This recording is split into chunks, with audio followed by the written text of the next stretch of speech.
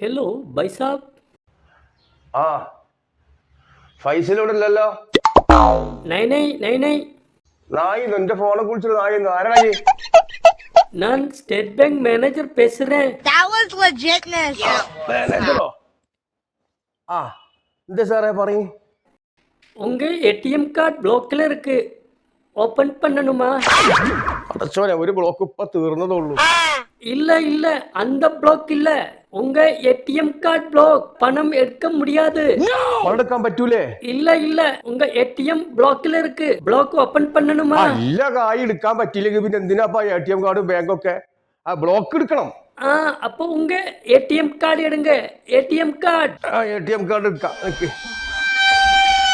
அதுல ஒரு 14 நம்பர் உண்டு, அது പറയൂ.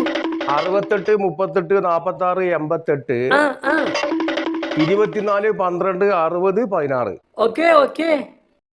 അതിന്റെ ബാക്ക് സൈഡിൽ ഉണ്ട്, അത് പറയൂ. 3 നമ്പറോ? ആ 163. Okay okay. അല്ല, നിങ്ങള് നമ്മളെ ഇവിടുത്തെ ബാങ്കിത്തെ സിൻഡിക്കേറ്റ് ബാങ്കിത്തെ മാനേജറാ? ആ അതെ അതെ. നിങ്ങള് നിങ്ങളെ കാണുമ്പോ തന്നെ എനിക്കറിയാം നിങ്ങള് നല്ലൊരു ചങ്ങായിയാണ് കേട്ടോ. കാരണം താങ്ക് യു. ഇക്കാലത്ത് കുടുംബക്കാരും കൂടി വിളിച്ച് ഇങ്ങനെ സഹായിക്കൂല. ഏതായാലും അത് നന്നായി. അല്ല, നമ്മൾ മാനേജർ അല്ലേ, നിങ്ങൾക്ക് നമ്മൾ ഹെൽപ്പ് ചെയ്യണ്ടേ? അത് വേണം. വലിയ സന്തോഷം കേട്ടോ.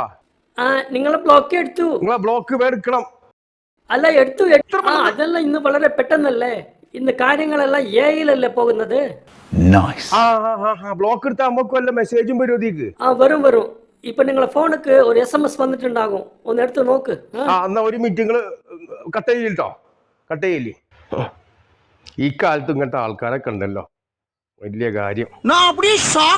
ഹലോ സാറേ. പടച്ചോനെ, ഹലോ സാറേ. പടച്ചോനെ, ഇതിൽ കായ് പോയി എന്നല്ല പറയണത്. ഹലോ ആ കായ് പോയി.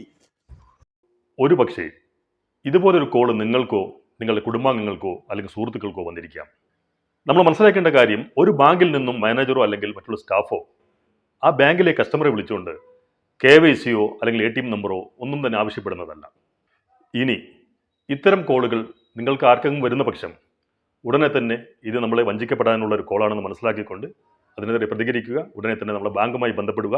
അതുപോലെ തന്നെ വഞ്ചിക്കപ്പെട്ട് കഴിഞ്ഞാൽ ഉടനെ തന്നെ സൈബർ സെല്ലിൽ പരാതി നൽകുക.